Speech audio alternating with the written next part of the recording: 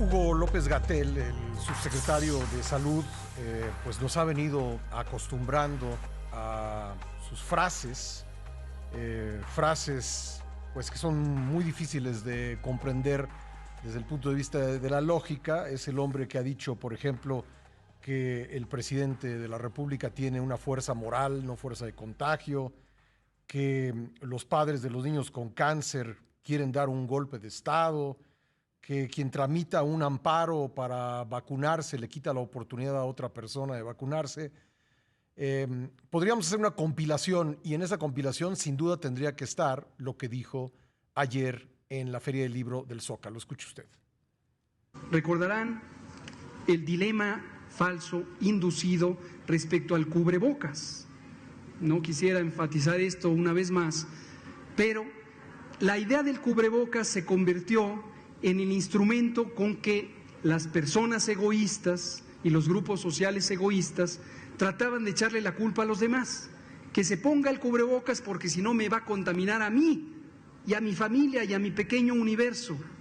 Cuando, en términos técnicos, si hubiéramos pensado en el cubrebocas como un instrumento de conexión social para protegernos unos a los otros, hubiéramos tenido también mejores resultados. Bueno, y más increíble todavía que ahí le aplaudieron a López-Gatell. También me recordaba a nuestra compañera Verónica Tiscareño cuando pues le llevaron mariachis y le llevaron flores el día que dejó de encabezar las conferencias vespertinas en Palacio Nacional. En fin, para pues hablar de esta última declaración sobre el cubrebocas, nadie mejor que la doctora Lorian Jiménez Faibi, doctora en Ciencias Médicas, profesora e investigadora de microbiología y jefa del Laboratorio de Genética Molecular de la UNAM, quien además escribió un libro con López-Gatell como personaje central. ¿Qué tal, doctora? Un gusto tenerla de vuelta en el programa. Muy buenos días. ¿Qué tal, Pascal? Muy buenos días. Muchas gracias por la invitación. ¿Qué hacemos con López-Gatell? Pues no sé, tarde o temprano supongo que tratar de hacer que rinda cuentas de todas estas, todo esto que ha hecho, las decisiones que ha tomado durante la pandemia, que han llevado realmente a centenas de miles de personas a morir, ¿no? La declaración de ayer, pues desde luego, pues es una declaración, más que otra cosa, es una declaración un poco cantinflesca, ¿verdad? Que es tan contradictoria y tan confusa como el mensaje que siempre ha dado durante toda la pandemia sobre el cubrebocas. Primero dice que es un instrumento de los egoístas, ¿no? No sé de dónde puede sacar que, muy por el contrario, ¿verdad? El uso del cubrebocas demuestra civilidad, demuestra generosidad, demuestra interés por el prójimo, de ninguna manera egoísmo, pero de alguna manera él pudo tergiversar ese mensaje y llamarle egoísta, pero termina diciendo que si hubiéramos pensado en el cubrebocas como un instrumento de conexión social, nos hubiera ido mucho mejor, o sea, hubiéramos tenido mejores resultados. Pues sí, ojalá se hubiera pensado en el cubrebocas como un instrumento de conexión social, pero gracias a él, gracias a sus mensajes, el cubrebocas siempre fue en nuestro país un instrumento o un motivo de controversia, motivo de polarización, pero esto se dio gracias a sus mensajes, ¿no? Y pues como todos los anteriores, vuelve a ser un mensaje muy contradictorio. Pascal, a mí me preocupa más otras cosas que declaró, ¿no? Porque finalmente López-Gatell insiste y persiste en desinformar, es decir, en desinformar tanto sobre lo que ha ocurrido en este país con la pandemia. Además de lo del cubrebocas, él vuelve a reafirmar en el mismo foro, en esa Feria del Libro, vuelve a reafirmar que si aquí en México somos uno de los países que ha tenido más muertes por COVID-19, ha sido gracias a que aquí éramos una población con muchas enfermedades preexistentes, a volver a hacer esto que hace muy hábilmente el presidente todos los días, de echar la culpa siempre a los gobiernos anteriores, ¿no? Teníamos un sistema de salud debilitado, es decir, finalmente es culpa de todos, menos de quienes tomaron las decisiones, ¿no? Y creo que esto es muy grave, tarde o temprano, ojalá que seamos un país suficientemente fuerte para y en donde rijan las leyes, se acaten, ¿no? la ley suficientemente bien para tratar de traer a rendición de cuentas a quienes han sido responsables de tantas muertes durante la pandemia. Pues sí, hay países donde por lo pronto ya perdieron su posición, pues muchos funcionarios que hacían cosas como las que ha hecho él, como irse de vacaciones en plena pandemia, como pasearse por la ciudad sin cubrebocas. Y yo creo que le falta honestidad a López-Gatell al hablar del cubrebocas porque todo mundo sabe, ha sido evidente que él no lo ha utilizado, no ha aconsejado su uso por la sencilla razón de que al presidente no le gusta el cubrebocas, por las razones que sea, pero esa es la razón por la que López-Gatell nunca aconsejó y más bien desaconsejó el uso del cubrebocas, doctora. Así es, lo desaconsejó durante más de un año, ¿no?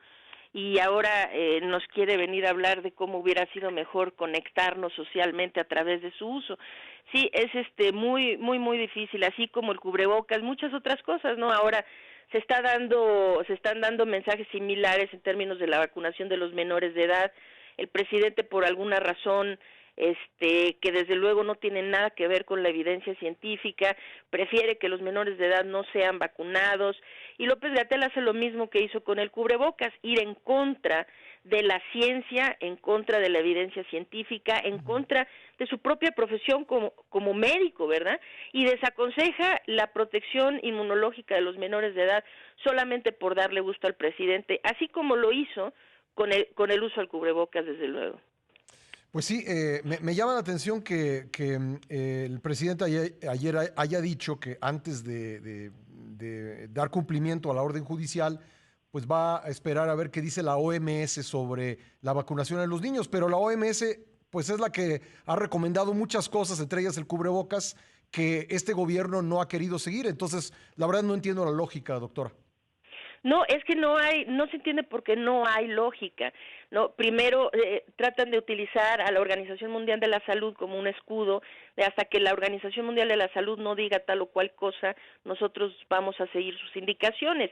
Pero, por ejemplo, aquí en este país se aplican 2 vacunas que nunca han sido autorizadas por la Organización Mundial de la Salud, y sin embargo desde la tribuna donde habla el presidente y donde ahora los martes o algunos días le dan voz algunos minutos otra vez a López-Gatell, se sigue defendiendo el uso de estas vacunas que ahora nos van a tener literalmente a quienes estamos vacunados con estas 2 vacunas, Sputnik y CanSino, pues nos tienen literalmente como los pasaportes secuestrados, ¿no? Somos personas que ya no vamos a poder nunca viajar, ¿no? O no sé durante cuánto tiempo, gracias a que se aplican estas vacunas que no están aprobadas por la Organización Mundial de la Salud de nuestro país. Entonces, pues sí, doctora, permítame, eso, perdón que la interrumpa, tengo que hacer una pausa obligada. ¿Me puede esperar un momentito y seguimos? Con todo gusto. Gracias, regresamos con la doctora Lorian Jiménez Faibi. Volvemos. Estamos conversando con la doctora Lorian Jiménez Faibi. Gracias, doctora, por esperar un momento en la línea para que podamos continuar esta conversación. Estaba usted entrando en un tema que creo que se está volviendo muy relevante, no solo por cuestiones de salud pública, sino también por lo que estaba usted mencionando, la posibilidad de viajar.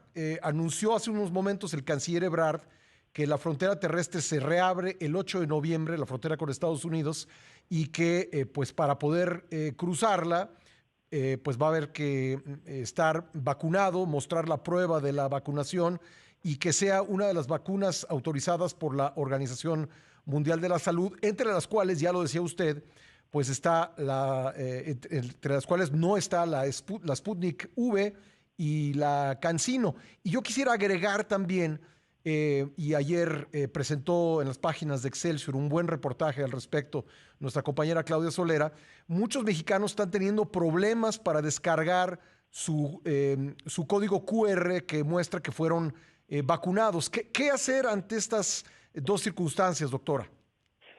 Pues yo creo que es un tema que se va a tener que tratar muy a fondo, ¿no? En este momento hay padres de muchos jóvenes, adolescentes y menores de edad que están buscando amparos. No sé qué es lo que va a pasar, pero es un tema que sin duda necesitamos tratar, porque quienes están vacunados con estas vacunas, pues literalmente tienen, se les ha obligado a tener, vamos a decir, su posibilidad de tránsito fuera del país acaba de ser abolida, ¿no? Entiendo que es su caso, porque así entendí que me lo dijo usted, no se lo sí, pregunté. Claro, ¿Sí?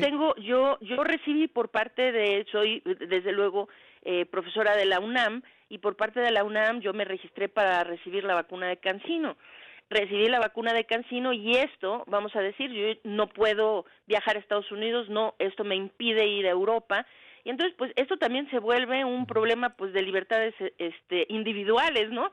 Que en nuestro país se haya optado por este tipo de vacunas y y que ahora se nos impida, estemos pues imposibilitados para viajar. Y además mencionaba Claudia Solera en su reportaje que hay personas a las que le están negando tratamientos en hospitales públicos porque no tienen la prueba de la vacuna, y esto ocurre porque si bien están vacunados, están teniendo mucha dificultad, y estamos hablando pues de mucha gente, porque aquí me llegan mensajes a través de redes sociales de muchas personas que no pueden descargar este código QR, así que el problema va más allá incluso de la libertad de tránsito al extranjero, está siendo un obstáculo para tener tratamientos de salud. Sí, correcto. Ha sido un problema muy grave y sigue siendo un problema que se necesita llegar al fondo de qué es lo que está pasando. Muchas personas que fueron vacunadas, por ejemplo, cuando el personal académico se vacunó, los profesores, los maestros se vacunaron, realmente solo fue tal vez la UNAM quien registró adecuadamente a el personal que fue vacunado. Uh-huh.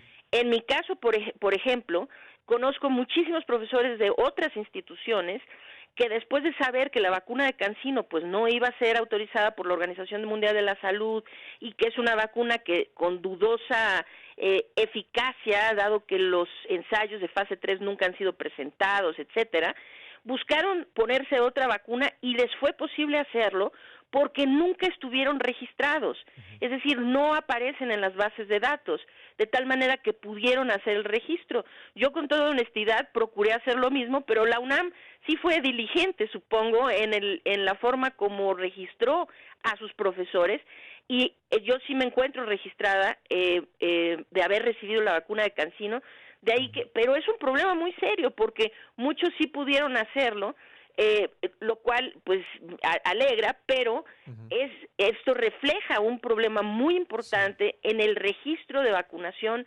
de una proporción importante de la población. No tengo el dato a la mano y le pido al equipo que me ayude con esto, a lo mejor usted sí lo sabe. Doctora, ¿cuántos recibieron la vacuna Sputnik V o CanSino? Entiendo que son 17 millones, a ver si nos ayudan ahí en el equipo a aclararlo, pero en todo caso son muchos millones de personas. Son millones de personas, sí. Bueno, de acuerdo con lo que publica la Secretaría de Relaciones Exteriores a través de Marcelo Ebrard, se dice que se han recibido más de 9 millones de vacunas de CanSino. Ajá. Y alrededor, bueno, como 9.050.000 más o menos, sí. Y 8.985.000. Entonces tenía yo bien el dato, sí, como 17 en total, ¿no?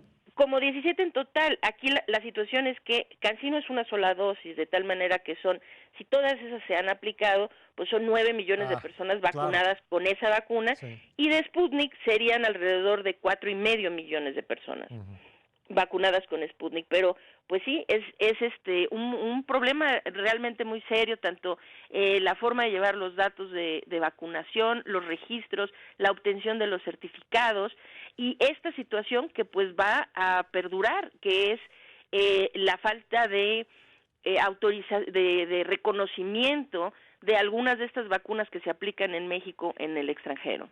Bueno, pues sí es un problema serio, los dos puntos que hemos abordado, además, por supuesto, de su evaluación de este último dicho de López-Gatell, pero creo que más importante, tenía usted razón cuando lo decía, el hecho de que haya pues 13 millones de mexicanos, digamos en números redondos, que tienen una vacuna, tienen el esquema completo de una vacuna que no les va a funcionar para viajar al extranjero, o bien tienen problemas para descargar el código QR, pues estas son situaciones que sin duda tendría que atender lo más pronto posible la autoridad. Siempre un gusto escucharla, doctora. Y un gusto estar en su programa, como siempre, Pascal. Muy buenos días. Gracias, la doctora Lorian Jiménez Faibi, doctora en Ciencias Médicas, profesora e investigadora en microbiología y jefa del Laboratorio de Genética Molecular de la UNAM, con quien hemos venido hablando desde hace muchos meses, desde el inicio de la pandemia.